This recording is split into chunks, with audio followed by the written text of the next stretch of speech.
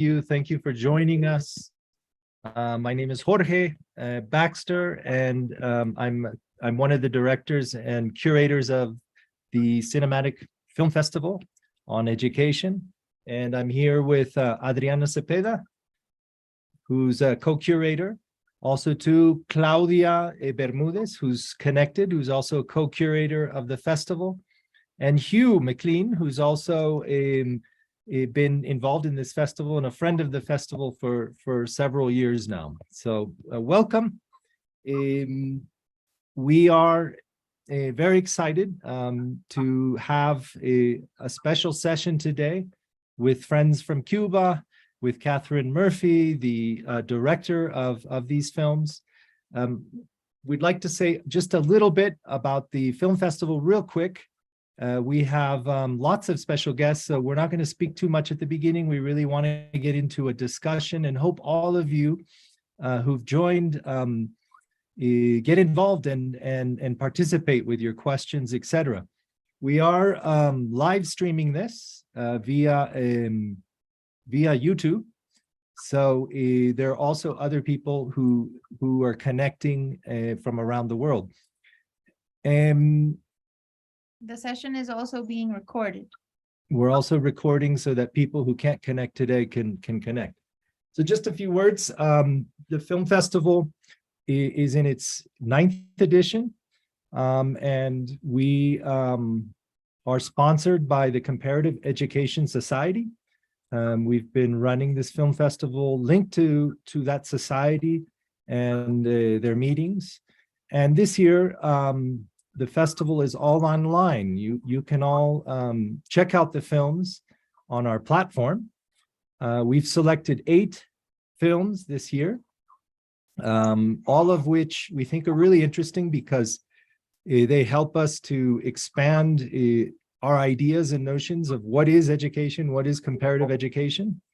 And we're really excited about this specific group of films that we'll be highlighting this month.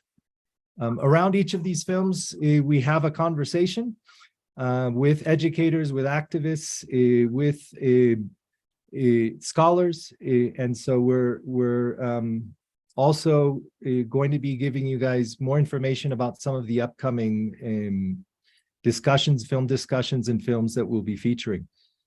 All right, so I'll pass it over to Adriana to give a quick introduction to today's event. So just in terms of the format, there will be opportunities to ask questions. So please do prepare them if you had some that you wanted to share. So just to give us some context, as you may know, today is International Literacy Day. And sadly, 763 million people around the world are still lacking basic literacy skills. They were lacking in 2020. So just as a broad context on literacy, and we decided to focus on this for September because we happened to find Catherine's inspiring short films on the 1961 literacy campaign in Cuba, where, if you saw the movies, you'll know that 250,000 volunteers, many of them under 18 years old, half of them women, for a whole year, left their normal activities and dedicated themselves to teaching people that didn't know how to read and write. So it's quite beautiful what was done. And what we understand is that the illiteracy rate was lowered to 3.9% in that 1 year from 23.6. So we're really so pleased to have chosen the movies and for Catherine to have joined us. Thank you so much, Catherine, for being here with us. And thank you so much also for the very interesting preview of your feature film on Paulo Freire and his work on literacy in Brazil that you also shared with us. So let's get started with the questions. I'm not sure, we wanted to show the trailer, but I'm not sure if it'll be possible if you have the Google Meet. open. Maybe it'll cause some I think issues. I think because we you're- could show it real quick. Okay. Sure. Okay. Un segundo, Gilberto y Fátima, vamos a mostrar un tráiler El tráiler. y regresamos con ustedes. Ya. Vale. Estaba hablando un poco del marco sobre la alfabetización en el mundo y el marco de Sí, Cuba, I el understand. contexto. Ah, bueno. Entonces,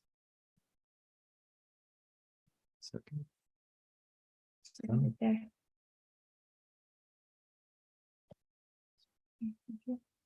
This is the platform for the movies that, okay,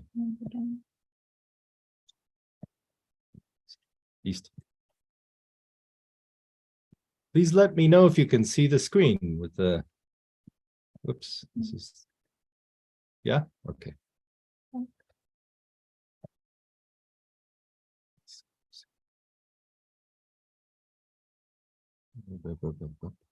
Acá está.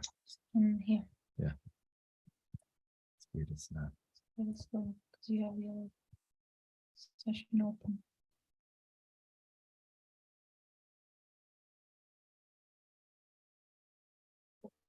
Un segundo.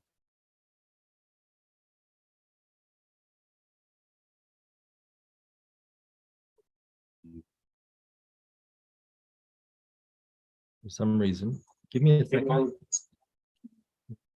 Oh, there it is. There. Okay.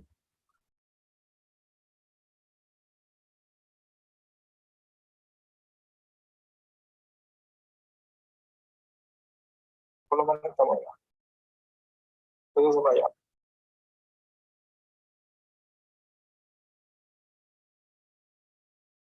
Un poco lento. Un año en que cada cubano que supiera leer y escribir enseñaría a cada cubano que no supiera.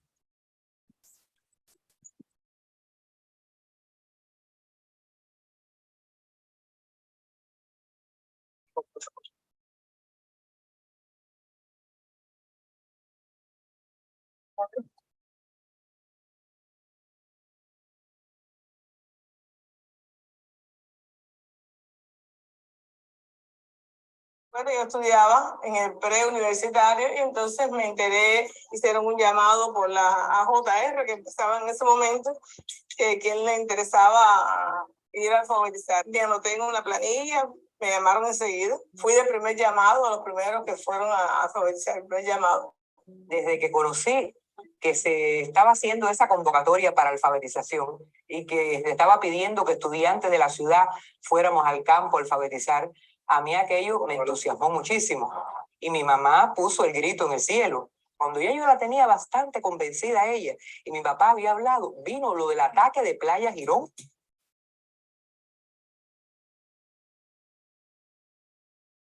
En ese tiempo tenía 15 años, acababa de cumplir mis 15 años. Me quedan años y que suceda alguna otra cosa, pero hasta hoy, en mis recientes 58 años cumplidos el 22 de mayo, no tengo otra cosa con una fuerza tan grande como esa para... Y que me evoque a su vez, cuando comienzo a hablar de ella, me evoca para la historia de mi vida las cosas más importantes que he realizado.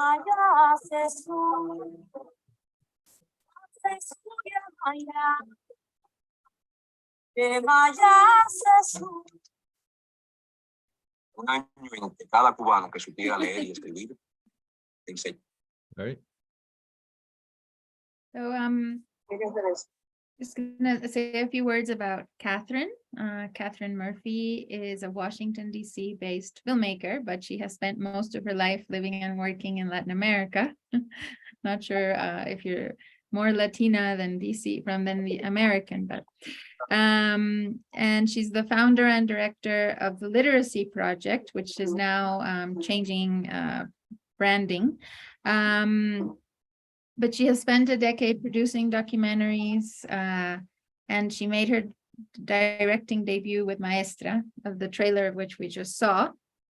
And this was followed by They Say I'm Your Teacher, and later Silvio Rodriguez, My First Calling, which is the other short that we've also featured on the website.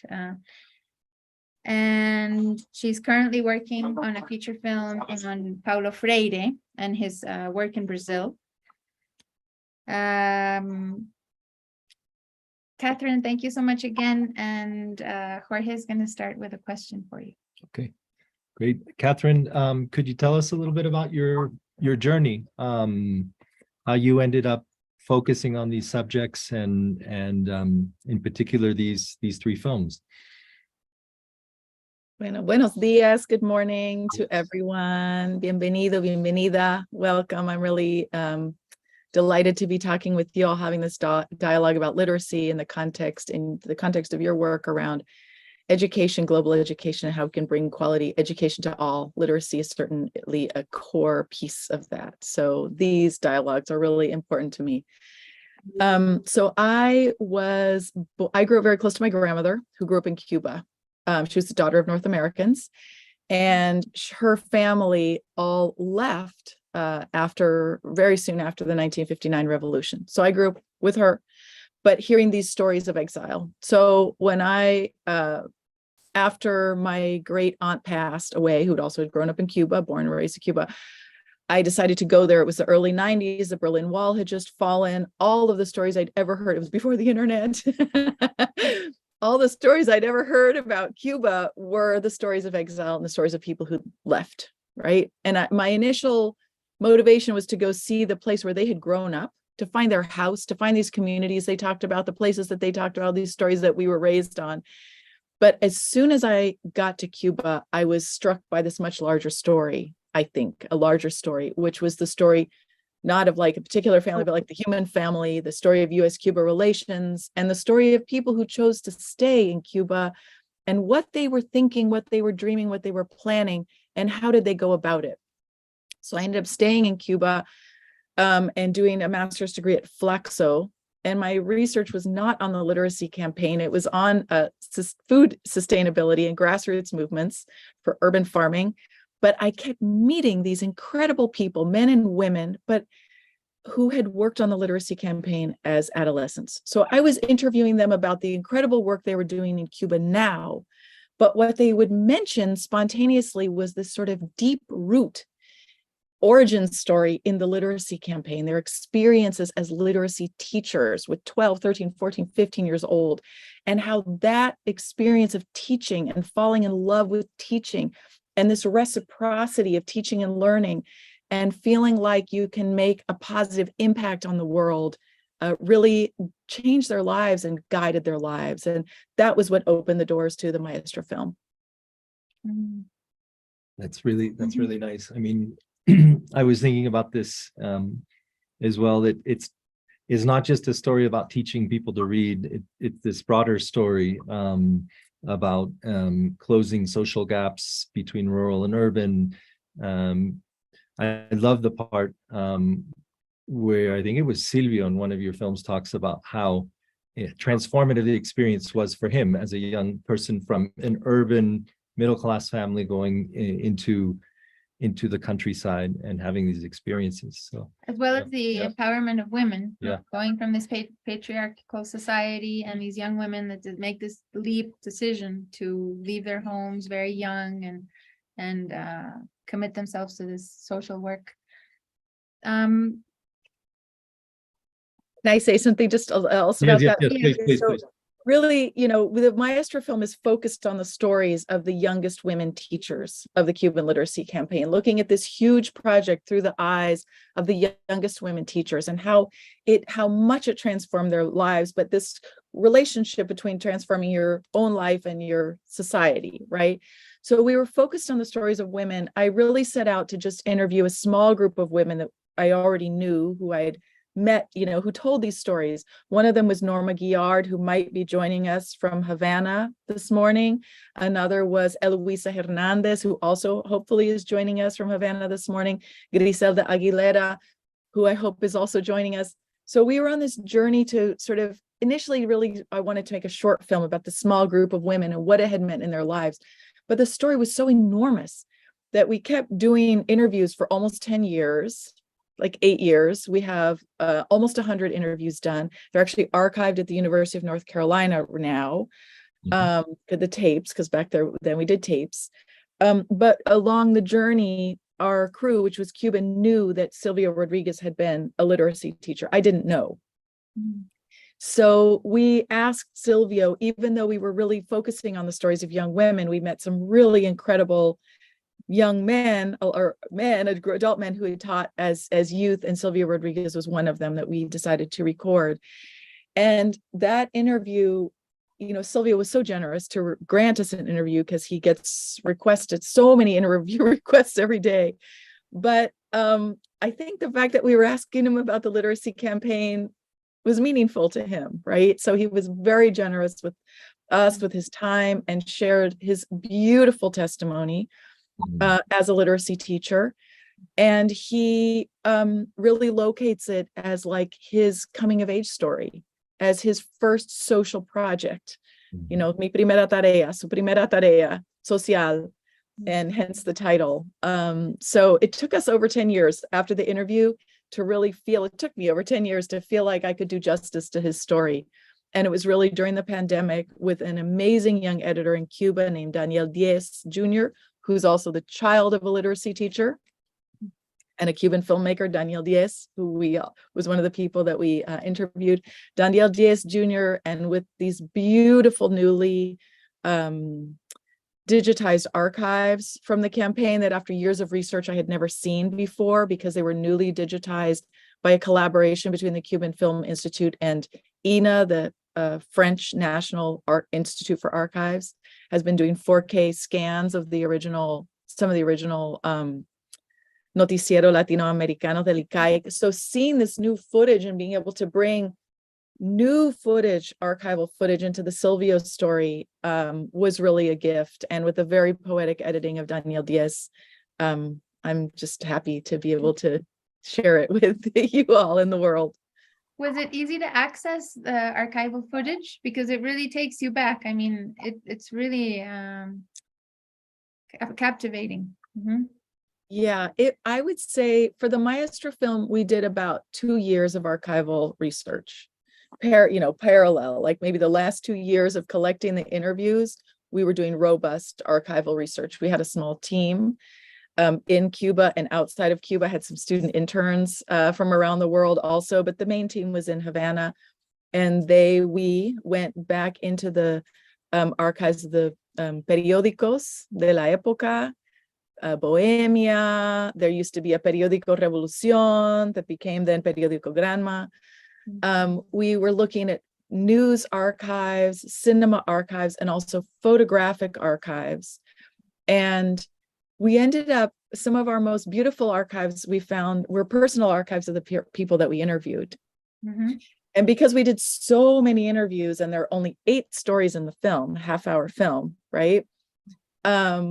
We used a lot of other, pictures of other literacy people with all of their blessing, of course.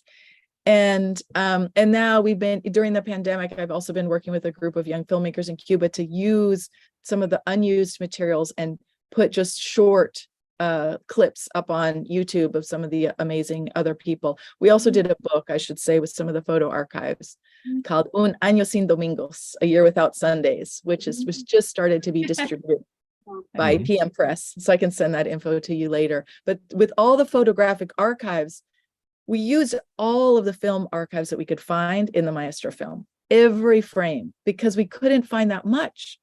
Yeah. As there was, things hadn't really been digitized at that point. It was like before, things were just sort of shifting to digital.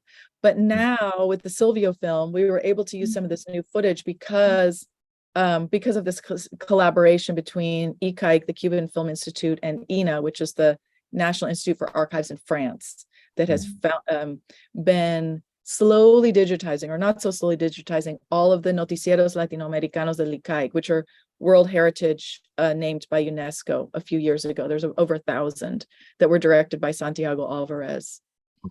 So yes, the archive journey has been amazing. And it's a huge part of all of our work.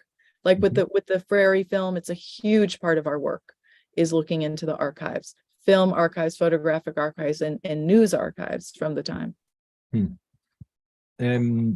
Catherine, we'd love to bring in some of the Cuban friends and guests. Por favor.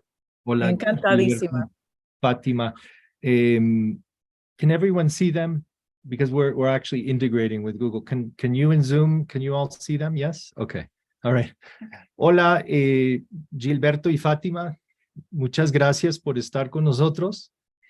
Y pues encantados de tenerlos acá y nos interesa mucho su experiencia en estas campañas. No sé si tuvieron oportunidad de ver las películas de Catherine y si tuvieron oportunidad también nos encantaría escuchar sus reacciones. Pero por favor, Gilberto y Fátima, les pasamos la palabra para que nos cuentan un poquito sobre su experiencia con estas campañas y adelante. Bueno, muchas gracias por la invitación. Mi nombre es Gilberto García, a mi lado Fátima Dine. Ambos participamos en la gloriosa campaña de alfabetización. En aquel entonces éramos muy jóvenes. Yo tenía 13, 14 años en aquella época. Nunca pensé participar en una campaña de esa magnitud. Y los que participamos nunca pensamos que la campaña de alfabetización tuviera esa magnitud y ese impacto en el pueblo cubano. Okay. No sé si me detengo porque estoy traduciendo. Sí, voy a traducir. Sí. So we'll be interpreting. So Gilberto saying that they both participated in the campaign as teachers.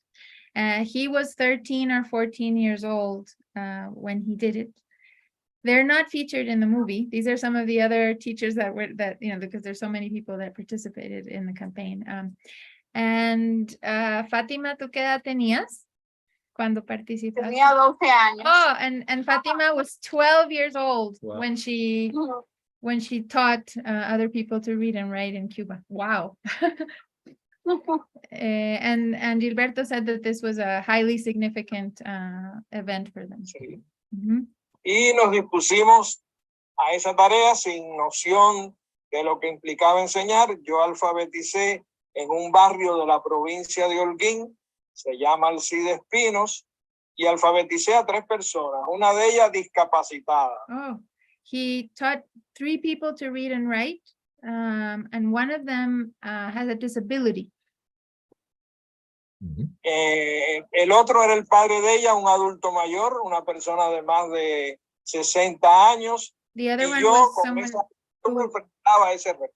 and someone, the other person was their father, who was more than 60 years old. ¿Y la otra, la tercera?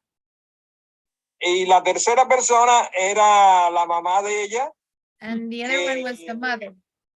que era mucho más joven que el padre, pero bueno, era una persona adulta y tenía mejor comprensión de la realidad en aquel entonces. Who was much younger than the father, but she had a better understanding of things back then. Mhm. And he didn't have any teaching experience. Y nos incorporamos con la convicción de que un pueblo culto es un pueblo libre. Entonces, teníamos que hacer que las personas accedieran a los libros, a la literatura, a las formas de la cultura. And they had the conviction that a country that knew about culture was a free country. So they needed to develop this cultural aspect, was their conviction. Yo alfabeticé en la antigua provincia Victoria de las Tunas. And she worked Alfabeticé in a Victoria. personas. 2 people she worked with. Mhm. Era un matrimonio que tenía muchos deseos de aprender a leer. It was a tanto, couple who really eso wanted me to ayudó. learn. And that helped a lot, that they were very motivated. Oh. There's generator reverberation. Okay, there we go. Un momento, parece que tenemos una participante. Hola.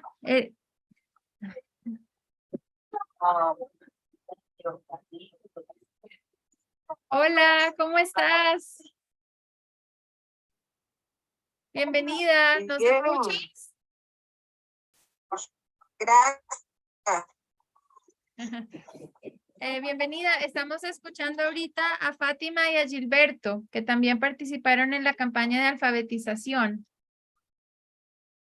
¿Ah, sí? Sí. Fátima, entonces nos estabas contando sobre tu experiencia. Fue muy bonita porque en mi familia, mi abuela materna había sido también maestra y nos había dicho, comentado, la importancia de enseñar siempre a otros. Aw. She's saying that her maternal grandmother had been a teacher and she had always told them the importance of teaching other people. And so she had that. She carried that with her when she was working as a 12-year-old teacher. Sí. Muy bien. Entonces, Norma, hola. Sí. Hola, Norma. Y por tanto, la alegría del final de la campaña fue muy lindo. Para nosotros, 2 de diciembre, cuando la culminamos, fue un día de mucha fiesta, que nos dio territorio libre de analfabetismo. She's saying that when they finished the campaign in December, it was a moment of jubilation, so joyous to declare that Cuba was free of illiteracy. And that there's that moment is featured in the short film. No, you can see the energy that's captured there. Y en aquel entonces yo no pensaba. Sin embargo, después me formé como maestro y hoy no quisiera dejar de ser educador. And Gilberto saying that he then decided to become a teacher, and he trained as a teacher, and he wants to continue to be a teacher. Norma, cuéntanos un poco. Sí. ¿Se escucha bien? Sí, Norma. Sí. Bueno, yo puedo ser un poquito más conocida porque soy una de las protagonistas de la película Maestra de la cineasta Catherine Murphy. Y ese documental también hizo de mí otra etapa de mi vida, porque yo alfabeticé como esa muchacha joven en el que se hizo la convocatoria, y era como una actividad más que en ese momento no sabía la implicación que eso había tenido. So, Norma, Y ese, sí. perdón, te interrumpo para interpretar porque... Excuse me, nos vamos a despedir que nos quedamos sin carga. Ah, ok, They have pues to say goodbye. They're running Excuse out of me. battery. ¿Puedo decir algo a Gilberto y Fátima, por favor, Sí, antes que sí, se sí. desconecten? Catherine, por favor. Primeramente, encantadísima de conocerlos. También quisiera saber si ustedes hayan escrito sus testimonios, porque nos gustaría mucho leerlo completo, compartirlo. Seguro todos aquí gustaría. Nosotros podemos también apoyarlos en circular sus historias. Y también quisiera comprometer en entregarles una copia del documental. No sé si con el Museo de la Le podemos enviar nuestros testimonios, y nosotros a través de Luisa Campos, la directora del Museo de la Alfabetización, hemos visto ya los documentales que ha hecho Catherine. Catherine wants to capture their testimonies. They're going to get in touch. Okay. Perfecto. Gilberto, Fátima, Encantada. muchas gracias.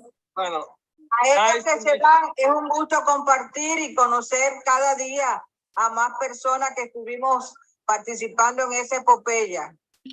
así mismo. Un Gracias, abrazo. Gilberto, Fátima, un abrazo. Bye bye. Bye, bye. Abrazos. Thank you. So, okay, getting back to Norma, she was saying that she's one of the protagonists in the movie, a maestra. If maybe you recognize her. Good, Norma. ¿Qué edad tenías cuando participaste? Acababa de cumplir los 15 años. She had just turned 15 when she became a teacher as part of the campaign. Y no era que mi mamá no estuviera de acuerdo y que esperara una edad. Es que como soy la mayor de 5 hermanos y ella soñaba con esa hija y los 15 años y tenía con tanto sacrificio preparada todo el vestido, que yo me fuera era una frustración muy grande para ella. Así que tuve que esperar el día, la fiesta, y junto con mi hermana, que era menor incluso, incorporarme a la alfabetización. So she's the oldest of 5 siblings, and her mother really wanted her to have her 15th birthday because it's a big deal, like maybe Sweet 16 in the US. I'm not sure how it is in other countries. And so she had to wait for the party before she could go and teach. So maybe we can go back to Catherine to get some of her reactions to some of the guests and what they've said. And then we'll open it up. We'd love to hear your questions and your comments about the movies, and also to some of the things that have been shared thus far. Catherine. Well, I just have to say it's so emotional and beautiful to hear. I loved hearing from Gilberto and Fatima. I always love hearing from Norma Guillard. I just, even after all these years, more than 10 years on the road since we first did the Maestra film, it's so moving. I never get, it never stops kind of moving me to tears to hear them tell about their stories at these young ages, Fatima being 12. And so it's so beautiful. So I would, it's wonderful that we'll be able to get their fuller testimonies in writing. Mm-hmm. Yeah. Okay, Can I say, I think that there's Yeah. here, there's something so important in their stories, what they did as individuals, young people, and what Cuba did to overcome illiteracy. And it really is a testimony to the fact that we can eradicate illiteracy everywhere across the earth, in every community, in every city, in every country. And so, you know, these beautiful stories also are like stories of joy. So not only do they show that it's possible, but they show that it's beautiful, that it's joyous, and that the people that help others learn to read and write or participate in that reciprocal teaching and learning that happens, because, you know, there's so much wisdom. Young people gain so much wisdom from the elders that they were teaching the alphabet, but they were learning about the world. And so, you know, we just all have so much to learn from them. Fantastic. Great. So the idea is that we'd like to open up and get your comments and your questions and bring the rest of you into this conversation. You can ask questions for Catherine or also for Norma. Mm-hmm.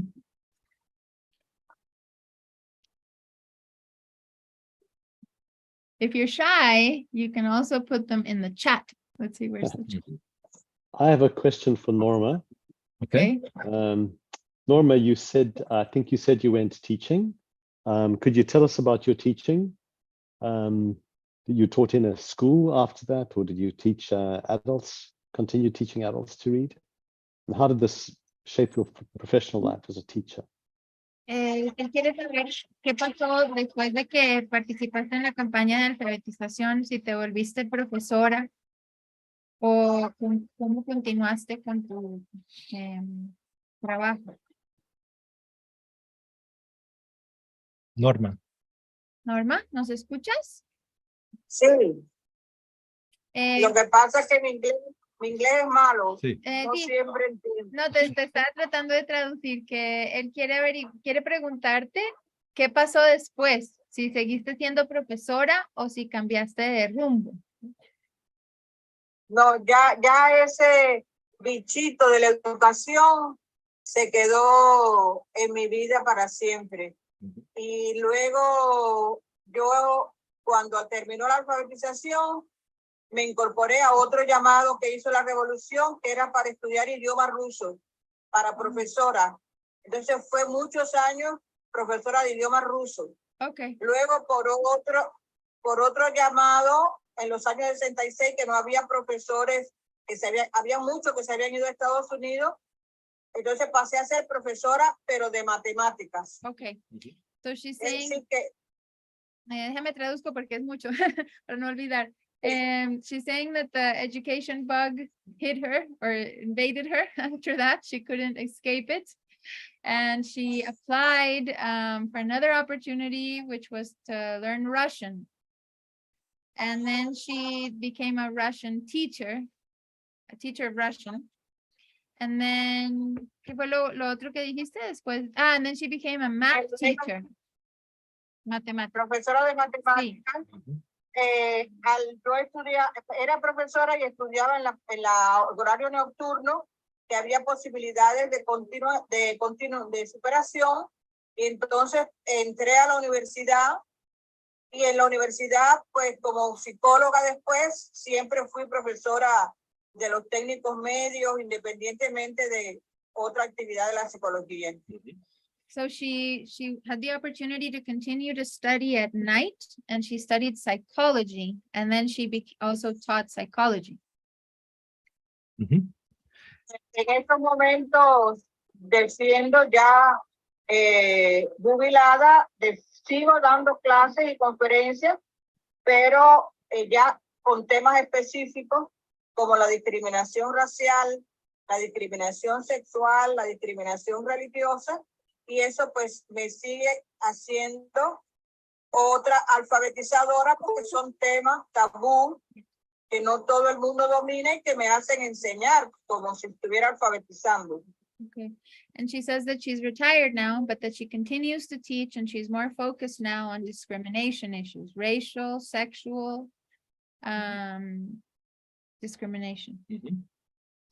Great. And we have another guest that just popped up. We have another guest. We also have some more people that have joined us. I see Hernando Bayona, who's a colleague of mine and who was at the he was the Vice Minister of Education here in Colombia. So, Welcome, Hernando. And maybe Hernando in a second can share. There's some interesting parallels, because here in Colombia, there's also these big gaps between rural and urban. And Hernando came to the ministry as a vice minister and was thinking about also a campaign to bring young teachers to the countryside to help close those gaps and also promote literacy, etc. But anyway. Norma estaba presentando a Hernando Bayona, que fue viceministro acá en Colombia, que se unió a la llamada. Hola Griselda, bienvenida, ¿nos escuchas?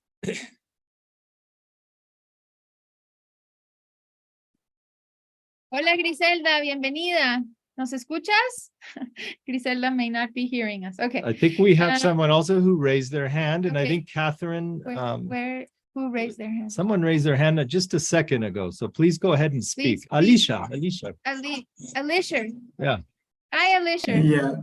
Hi everyone. Happy International Literacy Day, everyone. So I have a question to Catherine.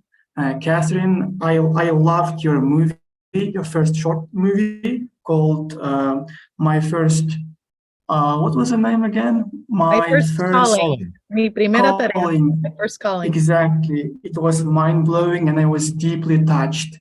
I really was. So Cuba had this great and ambitious nationwide campaign to promote literacy, to battle with arrogance, and to eradicate illiteracy. So if you look at it, the psychological climate was set up. So Cuba, estudiar, trabajar, a las armas, lápiz, alphabetization. So study, work, notebook, literacy. And we see that the vital role of the psychological climate and culture in post-evolutionary Cuba.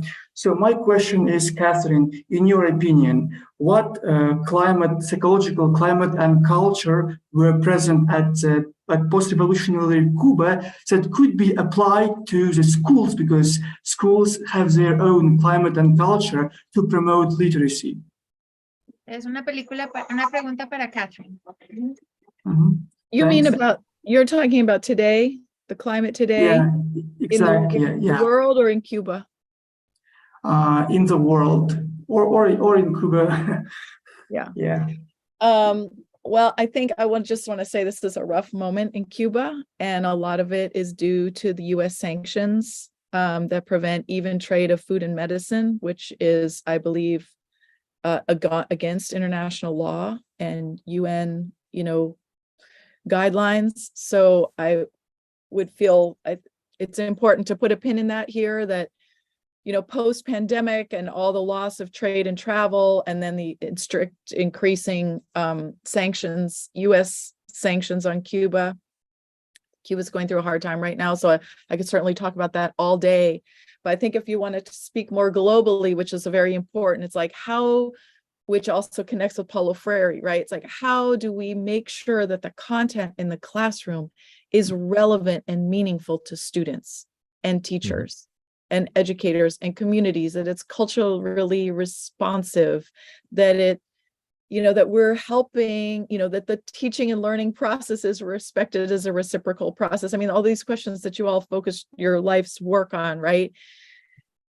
One of the things we heard over and over, Norma Guillard and I traveled around the United States for about 5 years, and other parts of the world, but mostly the US, for about 5 years with the Maestro film. And we talked to teachers everywhere we went. We would do university screenings and a lot of community screenings. And one of the things that teachers said here was that they felt like they were being pressured to teach to a test. And the teaching to the test, it felt like took them off of the actual content of teaching. Deeper teaching and the sort of dialogue, and what do your students care about? What do they want to know? And how can we, so those, I think, are those are the thoughts that come to me around your question.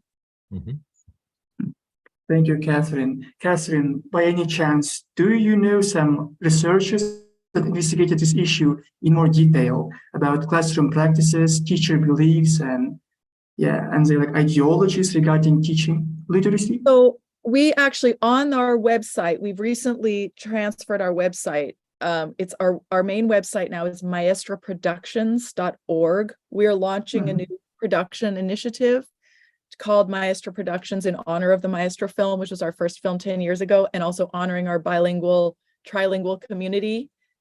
Easier to say, easier to understand. So Maestro Productions, and we're going to have links to all of, in addition to links to all of our films on there as they roll out. We have a lot of study materials. We're really committed to seeking out and providing and sharing anything additional that you all might want to share up there, and having that be like a collaborative space. Oh, thank you so much. So there's a part where it says Estudio here. So we have it in English and Spanish. We're going to go Portuguese also in about another month. So we'll be a trilingual site. In the Estudio, if you scroll down, we have a lot of information. So the bulk of the information is on the Cuban literacy campaign, because we spent years working on this issue. So Paul, we're trying to go backward in chronological order. There's so much out there about Paulo Freire. I think that will become, I don't know, we have to make an additional page or something. But here we have started some materials about Silvio Rodriguez. There's a lot, it's mostly in Spanish, like a lot that's already out there. They Say I'm Your Teacher is about the South Carolina citizenship schools that were started by Septima Clark and her cousin Bernice Robinson in collaboration with Highlander Center, a very important popular education school in Tennessee that is alive and flourishing today. This is all citizenship school, and you could sort of see, I'm sure you all know about the work of Septima Clark, African-American teacher and voting rights activist from the South Carolina originally, who started the citizenship school education program. She might be considered the Paulo Freire of the United States. And here we go into the Maestra. So we have study guides for university level, for high school level, these couple, some of the maps that are visual, but we also posted the UNESCO report. We've some other academic studies that are looking at the Cuban literacy campaign and maybe addressing some of more of what you're talking about, like Ann Halbert Brooks there, Rebecca Herman, Ruth Supko, Sujatha Fernandez. They're all academics working at a university level who've done significant work on the research on the Cuban literacy campaign. And we did post, UNESCO wrote a report. My last thing I'm gonna say, UNESCO, that should be up there. UNESCO wrote a report on the Cuban literacy campaign. And right soon after it happened, I think it was released in '63, that is up there at the top. Yeah, 1965. And that's very interesting and may touch on some of what you're saying. I'd be delighted to be further in contact with you to put you in touch with some of these researchers if you'd like to take these questions a little farther. Certainly it was ideological. Certainly it was political education. And we've been trying to get permission to upload the original teaching books. There was a student workbook and a teacher guide from the 1961. We've been trying to get permission. Maybe Gilberto and Fatima can help us. We want to make sure that all the entities in Cuba agree, but we've digitized so we could put it up online. So you can sort of see like the first vowels class, you know, OEA, Organization of American States, that Cuba had just been kicked out of. So a lot of the lessons were like, you know, La luna está llena, the moon is full, but there was also like land now belongs to everyone. Right. La tierra ahora es de todos. So these questions are very important that you're raising. And anyway, I'd be happy to talk with you more about it. Thank you, Catherine. Appreciate that. I Thank want to you. mention that we linked to the article on the website. I'll check that the link is updated because we had the other one, but I'm guessing it's the same, but I'll double check that, okay? But we also put it in the chat if you need it.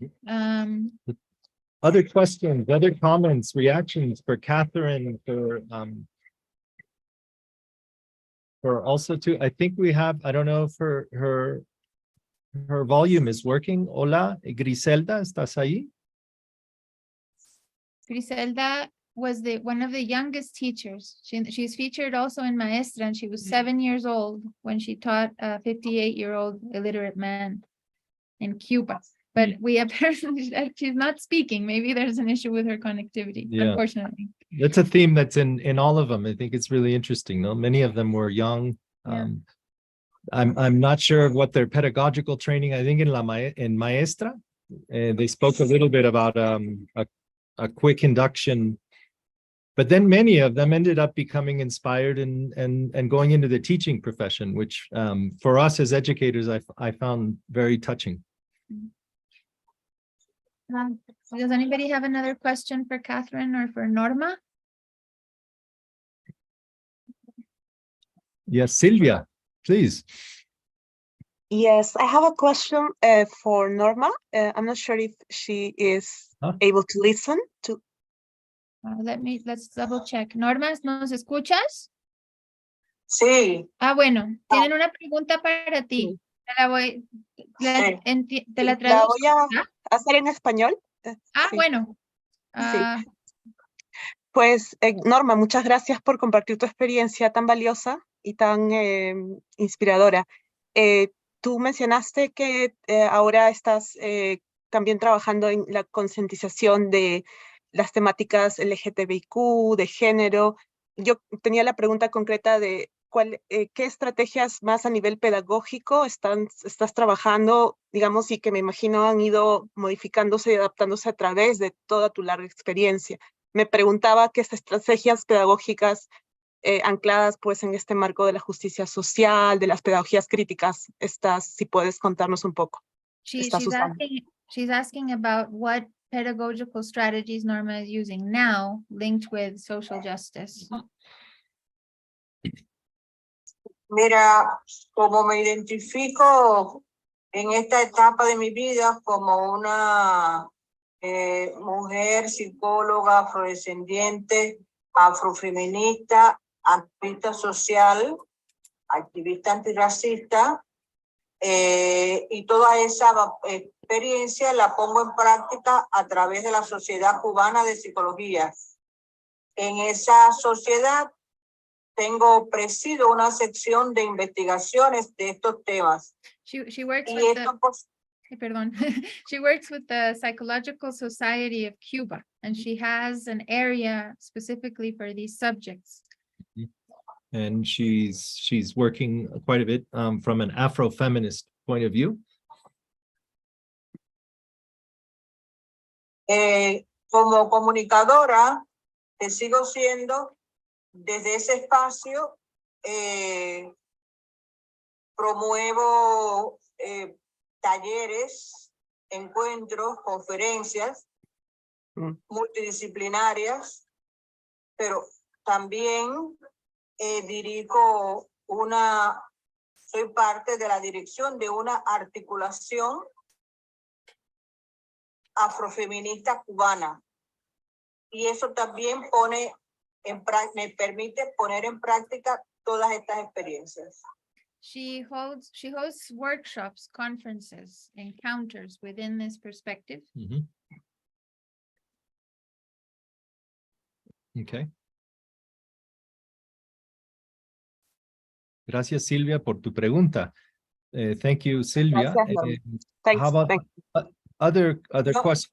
Adelante. Faltó No algo, sé, ¿sí? no sé si respondí la pregunta de Silvia. She's not Sí, sure if muchas she answered. gracias.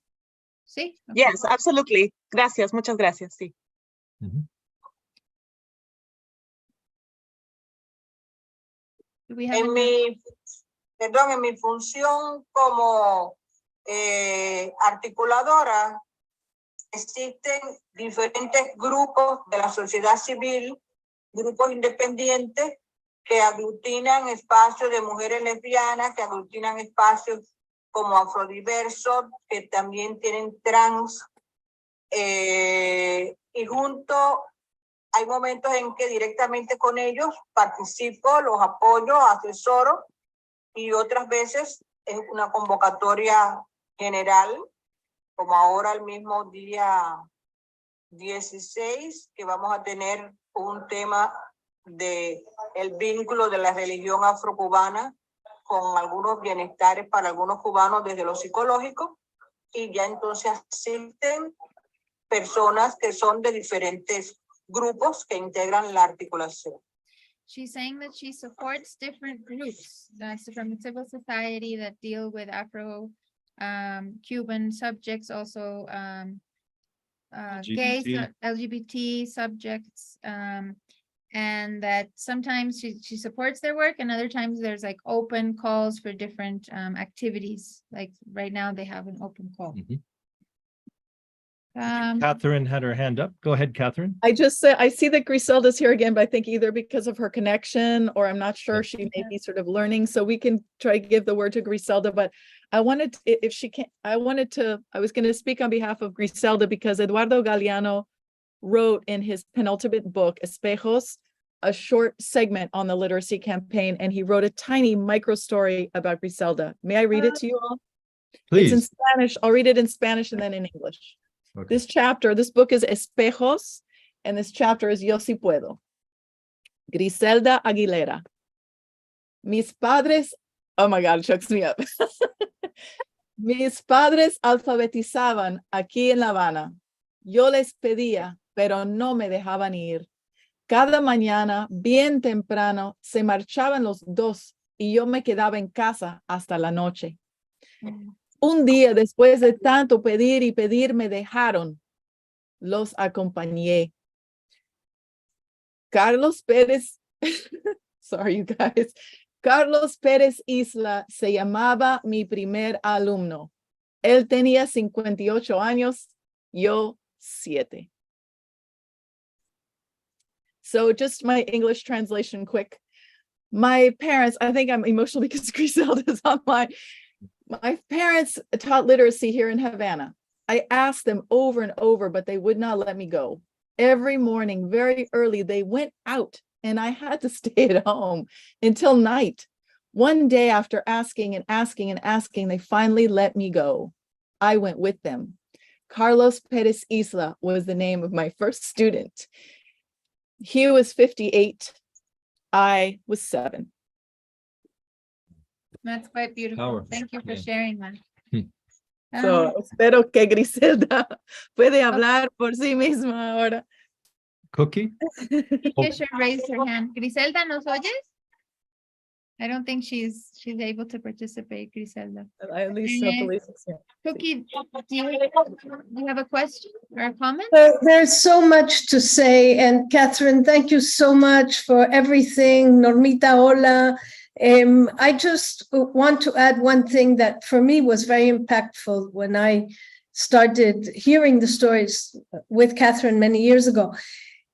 And watching the videos, just this exactly what Catherine read about Griselda and her parents. Griselda was 7. and all these girls and young men who wanted to go out and had the courage of saying, I don't care, I'm 7 years old, I'm going to the countryside. Some of them went to mountains, some of them went to valleys.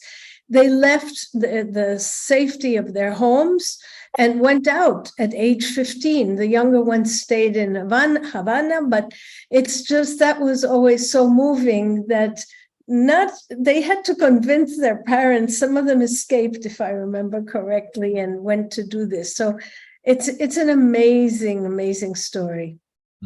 Yes. And we're getting close to having to finish, but there was a comment in the chat. Let us pull it up real quick. Okay, Felipe Villarstein wrote, the effort of a whole country, everybody joined by a common and a great cause like eradicating illiteracy. How can we bring the world together again, or at least one country, one county, for any greater cause, education, taking care of the planet, health? What needs to happen to make this possible? Oh, Sí, Griselda, hola. Sí, Hola, hola, hola, Griselda. Griselda. ¿Qué hubo? Ahorita regresamos a Felipe. Voy a buscar ayuda porque no sabía cómo hacerlo. No, por favor, cuente. Ya. Y por favor, adelante, Griselda, estamos conversando. No sé si estás escuchando a nosotros bien. Griselda, qué bueno irte. Tuve que buscar ayuda. Un abrazo, amiga. Adelante, Griselda. Nos quedan pocos minutos, pero todos estarían muy felices de escuchar de ti. Ya, sí, es que estoy en la biblioteca, entonces pedí ayuda y ya me aclararon cómo era. Me siento feliz de estar en contacto con ustedes, muy feliz. Griselda, ¿quieres contarnos un poco sobre lo que fue para ti ser profesora a los 7 años? Es algo pues increíble, ¿no? Bueno, el problema es que en el país se vivió una situación que fue el pueblo entero volcado en esa tarea. Entonces los que no iban a ser alfabetizados pues trataban de servir como de maestros o de servir en la parte logística de la campaña, choferes, etcétera. Y entonces, bueno, pues mis padres estaban vinculados a la alfabetización y yo sentí la necesidad también de dar mi aporte. Y entonces, bueno, pues lo planteé a mis padres lo hablaron con la comisión coordinadora de la alfabetización, me hicieron una entrevista, me hicieron diferentes preguntas, que cómo yo daría la clase, que cómo, bueno, yo expliqué. Ya yo tenía los conocimientos porque yo había aprendido a leer y a escribir y todo desde los 3 años. Entonces ya tenía los conocimientos.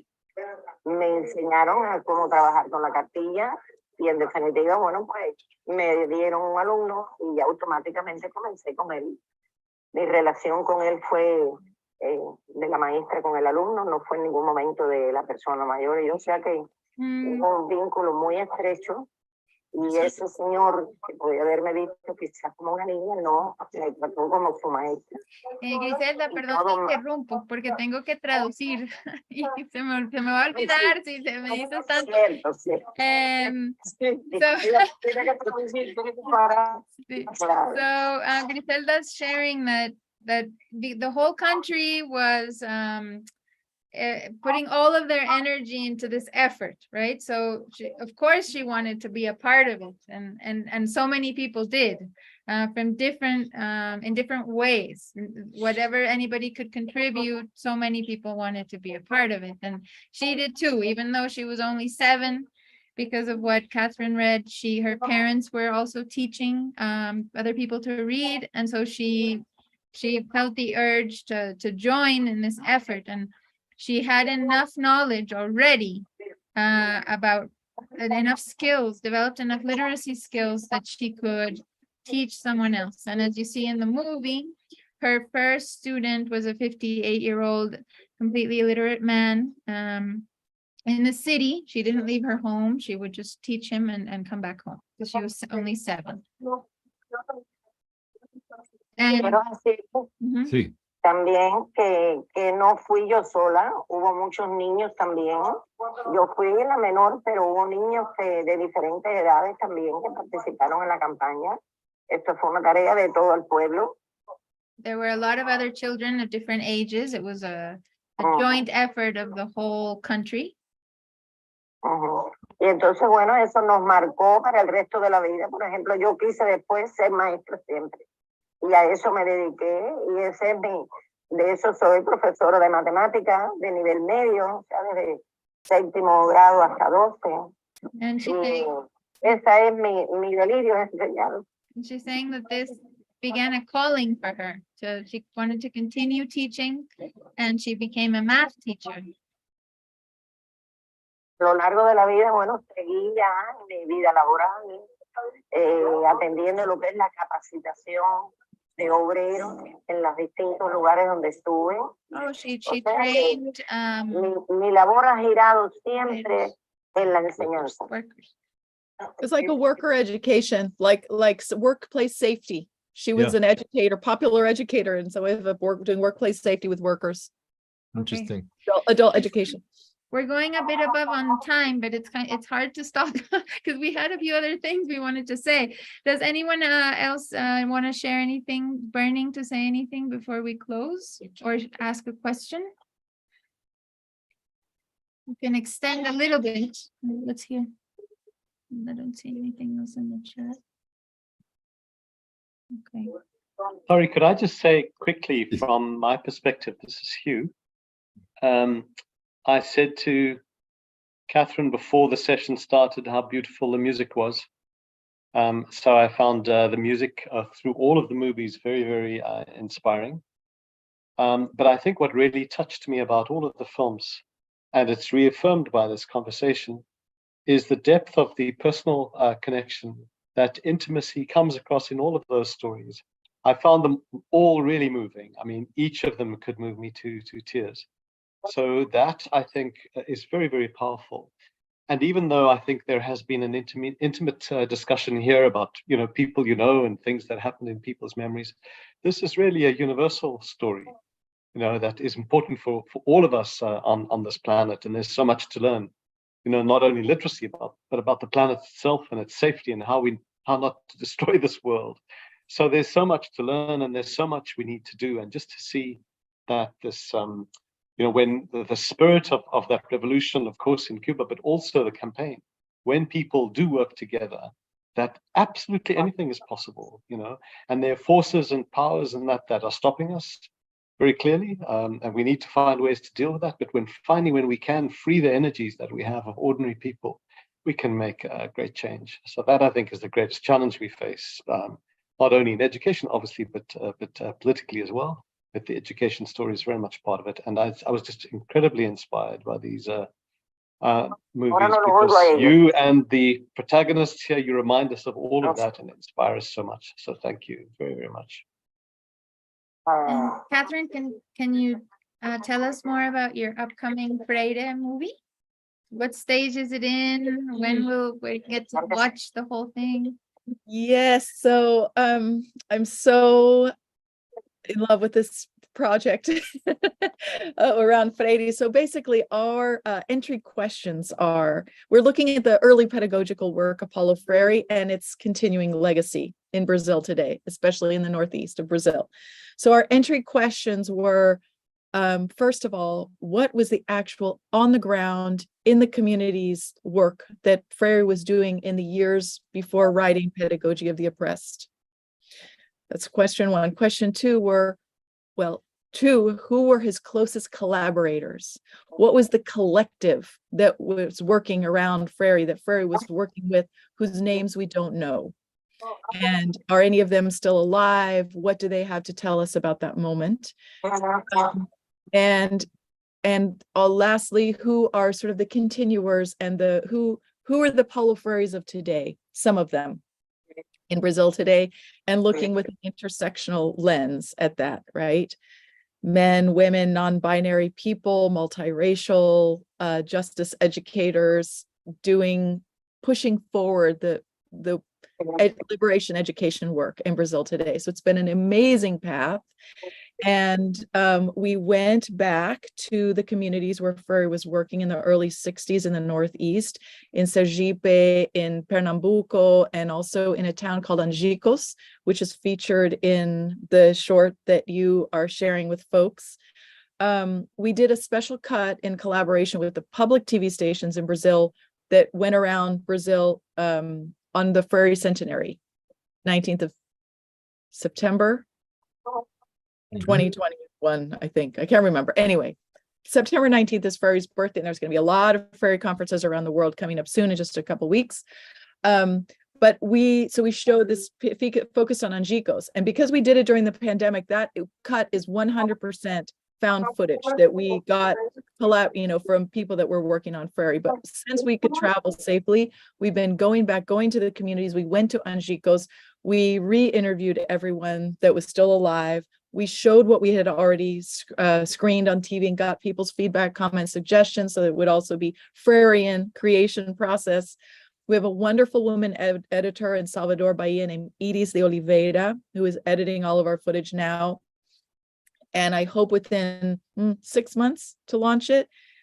There's always a few film festivals that require that it's not been on open link. So I think we'll probably spend a few months, but we want to keep it short so that we can quickly share it with educators around the world.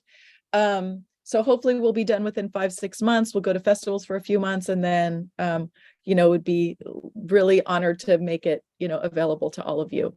It'll probably be feature length. The rest of our work has been mid-length and short, honoring education spaces, what works best in the classroom, 30 minutes and less. But this will probably be a feature because we have so much ground to cover. We're really looking forward to seeing it. I have to segue a little bit about the films we'll be featuring coming up at the Festivalette.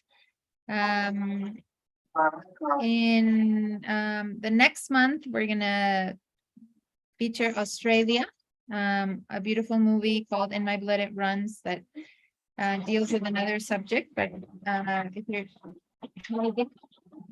I did want to mention, if you're not speaking, if you could mute, that would help a lot so that there's no background noise. But in November, we will return to the literacy subject, and we're going to be featuring a movie called The Right to Read, which you may know. It's by Jenny McKenzie. It's about the literacy crisis in the US. And it may shock all of you to know that according to what's featured in the movie, 66% of fourth graders in the USA are reading below grade level. So the movie basically speaks to this crisis in the US and how it's affecting also Hispanics, Blacks, and other minorities, but that it's also a national issue affecting whites, etc. So if you're interested in this subject more broadly, I encourage you to also watch this movie in November. And well, maybe we just want to say thank you to Catherine and all of you for joining us, in particular our special guests as well, who are still connected. Muchísimas gracias,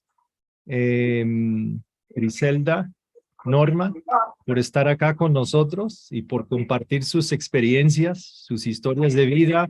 Nos inspiran a todos como educadores, como activistas, y pues muy agradecidos, la verdad.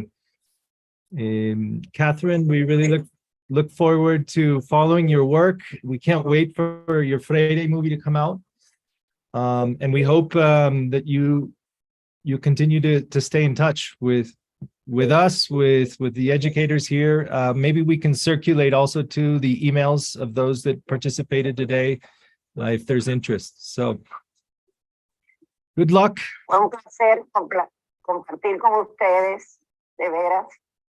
Muchas gracias. Muchas gracias. Sí, realmente, Muchas gracias. sí, realmente es un placer haber tenido esta experiencia doblemente no solo por compartir, sino por sentirme que estoy llegando cerca a la técnica.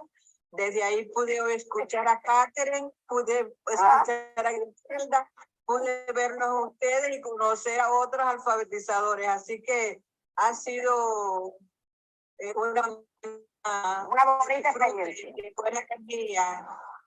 She's saying thank you to everyone also. Bueno, Bueno, hasta otro momento. gracias. Gracias. Gracias, muchas gracias. Muchísimas gracias. Encantadas a todos. Chao. Chao. También está llegando nuestra productora de Freire. Antes de que se desconecta, Micaela Ovelar desde Brasil. Está conectada. Que también Hola, es. Micaela, justo. Creo que la vi y Aquí está, desapareció. aquí Ahí está. está Micaela. Ahí Hola, está, Micaela. está en- I'm looking forward to seeing the movie.